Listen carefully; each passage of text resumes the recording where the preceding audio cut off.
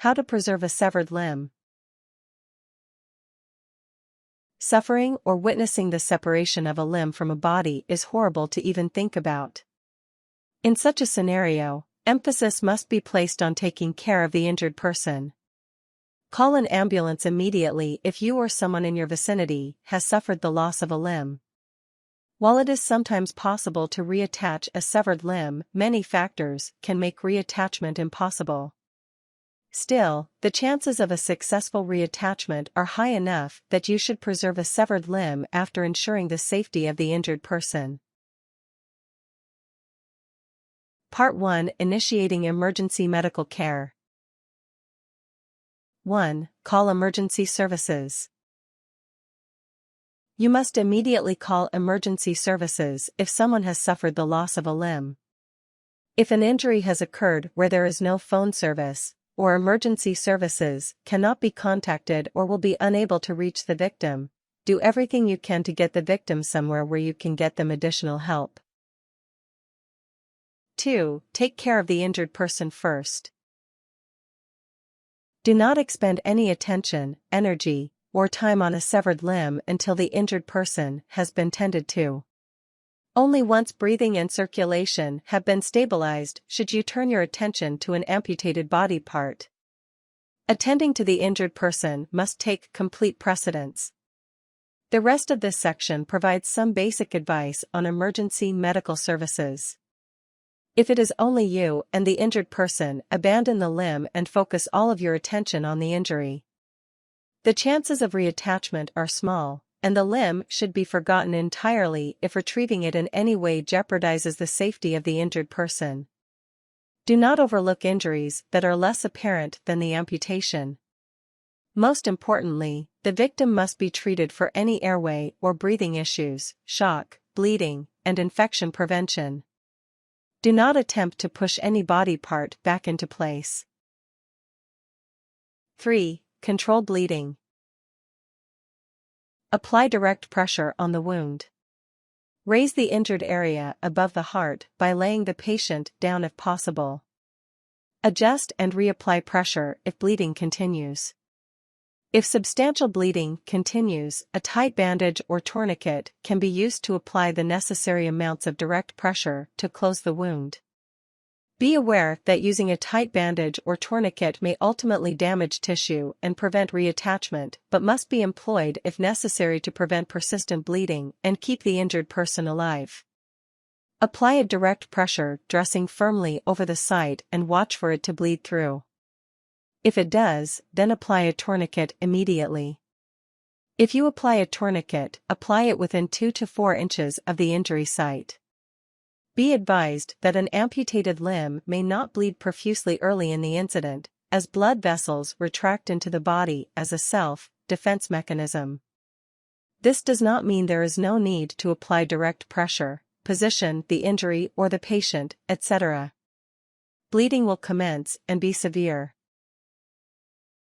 4. Take steps to prevent shock. Keep the injured person warm by covering them with a coat or blanket. Lay the injured person down on flat ground. Raise the feet about 12 inches to maintain circulation and blood flow to vital organs. Do not place the person in this position if a head, neck, back, or leg injury is suspected, as moving them may injure them further.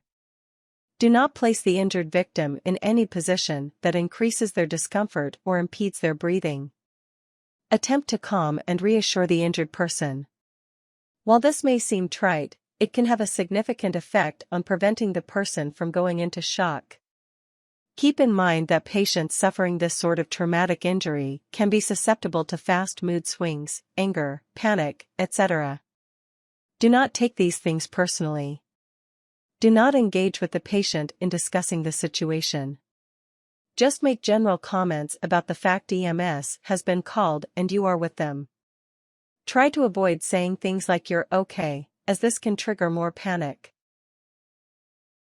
5. Be aware of how the type of injury affects the potential for reattachment.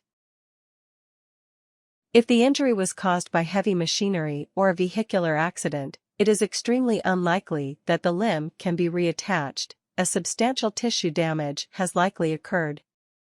If the limb is severely damaged or contaminated, know that it will almost certainly not be reattachable. Reattachment is more likely if the injury occurred via a sharp, clean cut, such as that from a guillotine or sharp industrial blade. Part 2. Preserving the limb.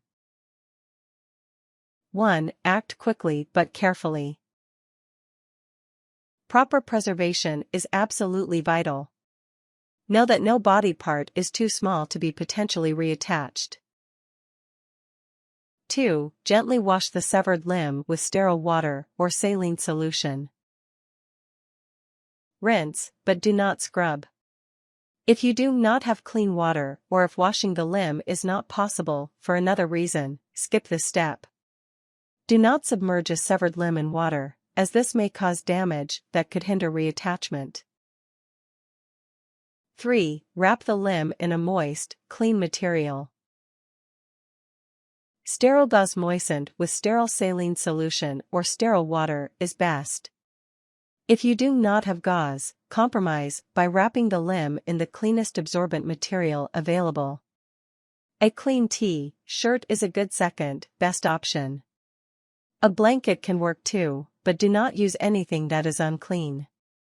Clean maxi pads or adult diapers are also quite effective for larger amputations.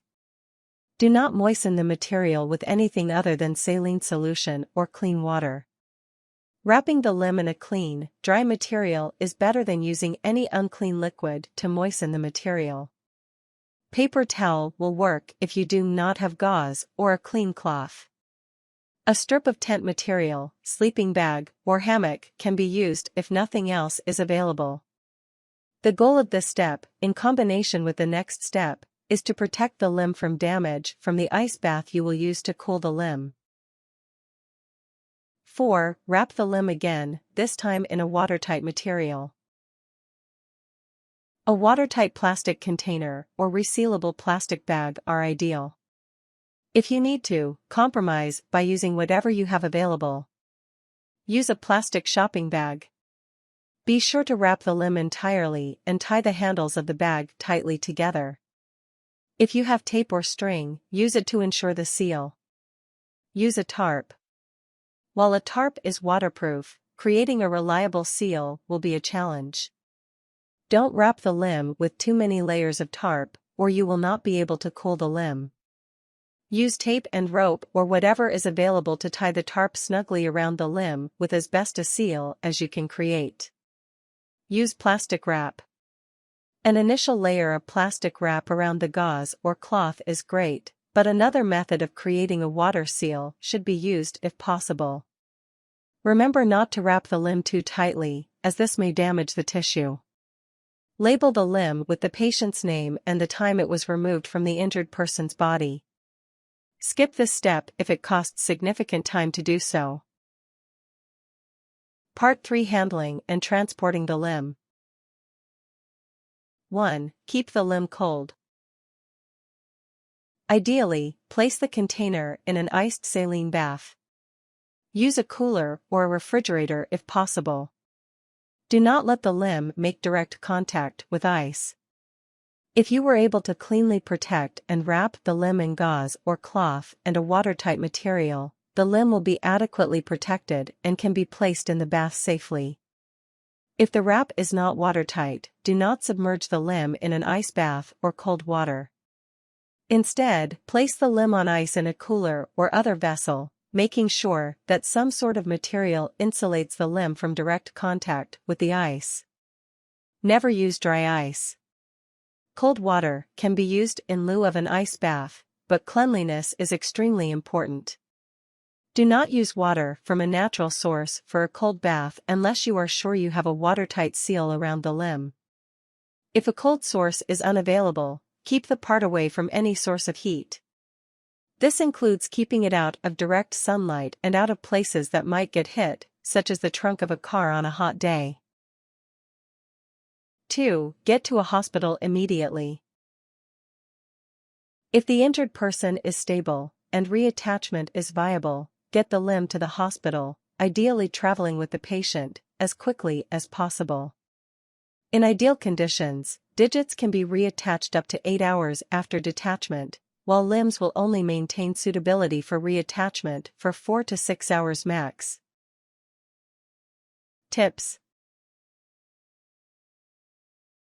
try to follow these steps as closely as possible. Realistically, many of the steps may not be feasible.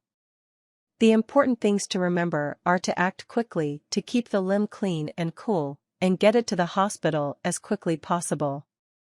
If the patient can be taken to the hospital by someone else, then you can stay behind and take care of the amputated limb. You can follow along within a few minutes to the hospital, and the patient can get the extra moments of care that can make a real difference. Know that recovery will be a long and challenging process, and that success depends both on the early emergency responses and ongoing critical care and rehabilitation.